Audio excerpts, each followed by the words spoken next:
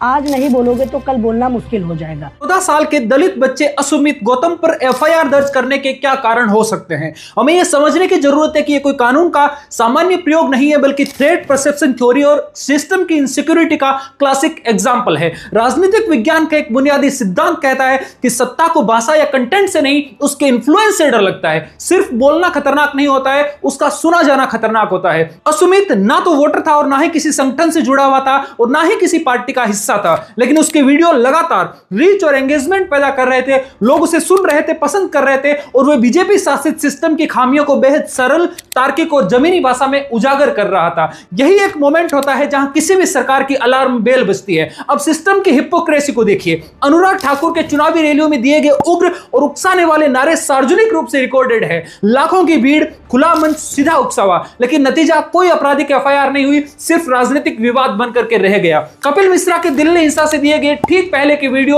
और बयान आज भी मौजूद है, लेकिन नतीजा कोई कानूनी कार्रवाई नहीं हुई। राजनीतिक संरक्षण तेज हुआ और प्रज्ञा ठाकुर के ऐसे बयान थे जिन पर किसी भी लोकतंत्र में तुरंत एफआईआर होनी चाहिए थी, लेकिन नतीजा सिर्फ माफी और मामला बंद हो गया। क्योंकि यह अंतर भाषा का नहीं है, यह उसके बोलने वाले की हैसियत का है। यही सबसे बड़ा कॉन्ट्राडिक्शन पैदा होता है। अगर मंत्री और सांसद की जहरीली भाषा फ्री स्पीच है, तो एक 14 साल के बच्चे की आलोचना अचानक लॉ एंड ऑर्डर का प्रॉब्लम कैसे बन सकती है? इसका सवाल शब्दों में नहीं, पावर डायनेमिक्स में छिपा हुआ है। राजनीतिक विश्लेषण साफ दिखाता है कि बीजेपी एक कंसिस्टेंट और रिपीटेबल पैटर्न अपनाती रही है। जब तक आलोचक हाशिए पर है, उसे इग्नोर करो। जब वे लोकप्रिय होने लगे तो उसे मॉनिटर करो, और जब लोग उसे सुनने लगे तो उस पर प्रेशर क्रिएट करो, और जब उसका नैरेटिव फैलने लगे तो एफआईआर दर्ज करो, कार्रवाई करो, जांच और डर का इस्तेमाल करो। और यही पैटर्न हजारों पत्रकारों, छात्रों, एक्टिविस्ट में बीजेपी दिखा चुकी है। और अब तक एक बच्चे के मामले में यह साफ नजर आ रहा है